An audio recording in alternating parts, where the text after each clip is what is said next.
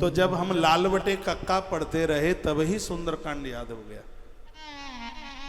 हाँ, उसी समय में श्रीमद् भगवत गीता के श्लोक याद हो गए। जिस गांव में मेरा जन्म हुआ है पूरा गांव ब्राह्मणों का रहा है, छोटा सा गांव है। उस समय 30-35 घर ही होते थे, अब ज़्यादा हो गए होंगे। छोटा सा बिल्कुल गांव था। तो संस्कार तो गांव से मिलते ही है। उस जमाने में यदि कोई दूधिया को दूध दे देता तो लोग कहते थे कि उसके पास इतनी गरीबी आ गई है, उसने दूधिया को दूध देना शुरू कर दिया है। और लोगों के बच्चों के संबंध होना मुश्किल हो जाता था। तो जब वो सगाई वाले आते थे तो दूध वाली बाल्टी को जरूर देखा जाता था कि ये भैंस को क्या खिलाता है। जैसे पता चलता है उसकी घर की उदारता का, घर की मजबूती का। तो घर की नारियों के कान में पीतल के हैं कि सोने के हैं, ये सब चीजें देखी जाती थी।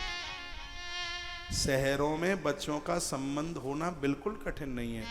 गांवों में बच्चों का संबंध होना आज भी बहुत ज्यादा कठिन है। 4-4 गोत्र देखे जाते हैं। पशुओं के लिए जिस मटकी में खल डाली जाती है, लकड़ी डालकर उसको भी टटोल करके देख लेते हैं। आदमी इतना चतुरा होता है गांव का। 20 बार बिल्कुल चूल्हे में लकड़ी जावे वहां तक देखते हैं, सब जगह पूछता है कि कैसा है खानदान, कैसा है, हमारी बिटिया की सास बनने वाली है, उसकी अम्मा कैसी है, उसकी भी मैया कैसी है, कोई फांसी वांसी लगा के तो नहीं मर गई। अब मरी वो फांसी लगा के, यहाँ तक पूछा गया दादाजी वो मरी फांसी लगा करके, तो फिर अब क्या मतलब है?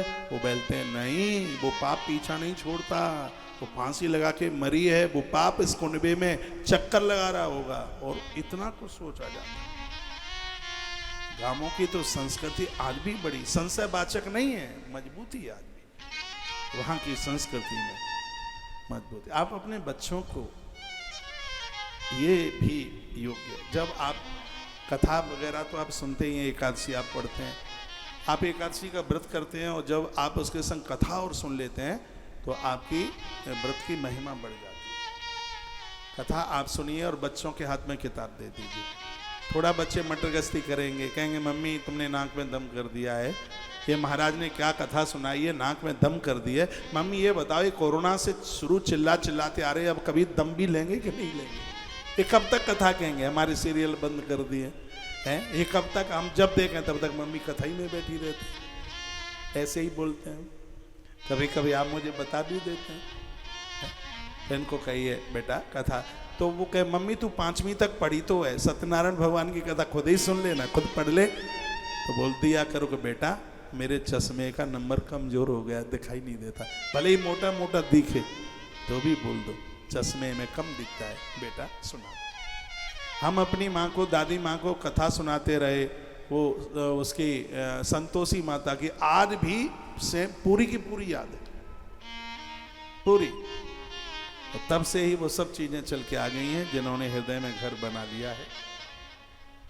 तो जो तप करही कुमारे तुम्हारी, जो तप करही कुमारी तुम्हारी, भावियों सकल त्रिपुरारी। जो तप करही कुमारी तुम्हारी, भाव में हुए कहीं त्रिपुरारी। जो तप करहे कुमारे तुम्हारी, भावी हूँ मैं सकल त्रिपुरारी। श्री राम जय जय राम, जय जय राम, श्री राम जय दोनों हाथ उठा के। जय जय राम, अवध बिहारी सीताराम, अवध बिहारी राजा राम। श्री राम जय राम, जय जय राम,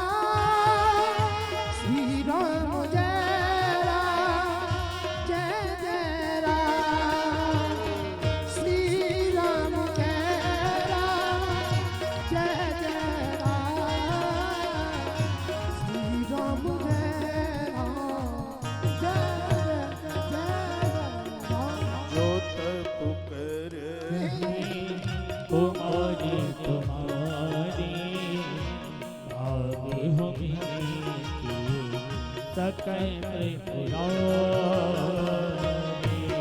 तब कर कुमारी तुम्हारी भाग्य हो मेरी सकल त्रिपुरारी।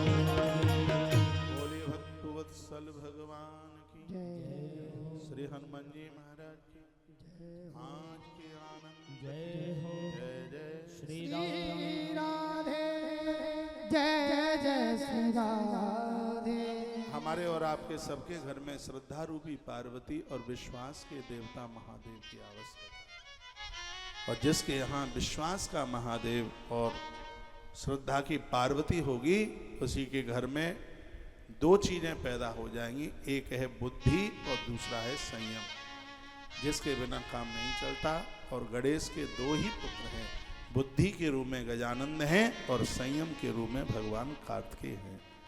और जिनके बच्चे बुद्धिमान हैं, जिनके बच्चे संयम युक्त जीवन जी रहे हैं, उस माता पिता से धनवान इस धरती पर कोई भी नहीं है। आप भाग्यशाली हैं यदि आपका आदेश आपके बच्चे मानते हैं। कथा यही कहती है। अच्छे माई बाप बनिए, अच्छे माता पिता बनिए, अच्छे बुजुर्ग बनिए, अच्छी संतान बनिए। घर को सजा करके रखिए, पानीपत के पर्दों से नहीं, सदाचार घर में हो, संस्कार घर में हो, समृद्धि हो, सुशीलता हो, सहजता हो, घर में चरित्र की सौंदर्यता हो, वह घर अच्छे लगते। यही तप है, ये साधना है। जिनके घर में भजन होगा, भक्ति होगी, उसी के घर में विश्वास के देवता महादेव चल करके आ जाए, शिव चल के आएंगे। जहाँ शिव जाते हैं वहाँ सिगरे देवता। हिमाचल पर्वत के यहाँ महादेव के अलावा किसको बुलाया गया? महादेव दुल्हा बन करके आए हैं, लेकिन उनके संग में जितने देवता हैं, ध्यान रखना, जहाँ शंकर जी हैं वहाँ संपूर्ण देवता है। इंद्र हैं, वहाँ कुबेर हैं, ब्रह्मा है, नारायण है, दिक्पाल है, दसों दिक्पाल है, मरुत देवता है। ऐसा कोई देव ही नहीं है जहाँ शिव हो और वहाँ ये देवता ना हो। जहाँ शिव हैं, शिव कल्याण का नाम है, वही कल्याण है। तो मैं यह कहकर मैं आज की कथा को विराम की तरफ लेके चलूँगा। आपके घर में सुपारी हो, ये सुपारी जो है ना वो गणेश का प्रतीक है। आपके घर में जनेऊ हो, जो जनेऊ है वो साक्षात विधाता ब्रह्मा का प्रतीक है, ब्रह्मा का प्रतीक। आपने घर में यज्ञोपवीत रख लिया तो ये समझ लो कि आपने ब्रह्मा जी को घर में रख लिया। आपने घर में सुपारी रख ली, ये समझ लो कि साक्षात भगवान गजानंद आपके घर में रह रहे हैं। आपके गमले में आंवला है, समझ लो स्वयं नारायण आपके घर में रह रहे हैं। आपके घर बेलपत्रियां हैं, अब चांदी की बेलपत्रियां बनवा लीजिए। ये समझ लिए साक्षात माँ भगवती लक्ष्मी आपके घर रह रही है। जिनके घर में कपूर, जिनके घर में कलावा, जिनके घर में पाया जाता है, वहाँ किसी भी प्रकार का वास्तु दोष नहीं रहता। जिनके घर में तुलसी की पूजा होती है, जिसके घर में गंगा का आचमन और गौ माता को रोटी और 11 का व्रत जिस घर में किया जाता है, उस घर में कोई पितृदोष और वास्तु दोष नहीं रहता। तो जन्म पत्नियां ले लेकर के मत घूमिए, इस शरीर से कुछ कीजिए। आप कितने भी पढ़े लिखे हों और आपकी पढ़ाई लिखाई तब ही सार्थक है जब आप ईश्वर से जुड़े, भगवान से जुड़े।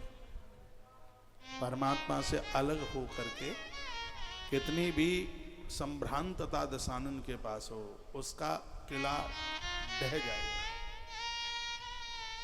जीवन का सर्वोच्च यदि कोई आनंद है तो कहाँ है? भगवान से जुड़ने में। राम कहो आराम मिलेगा, राम कहो आराम मिलेगा, दुनिया में सम्मान मिलेगा, सच मानिए रहने को मकान मिलेगा, खाने को पकवान मिलेगा, और जब मर जाएंगे तब ऊपर जाने के लिए मुक्ति का वायुयान मिलेगा।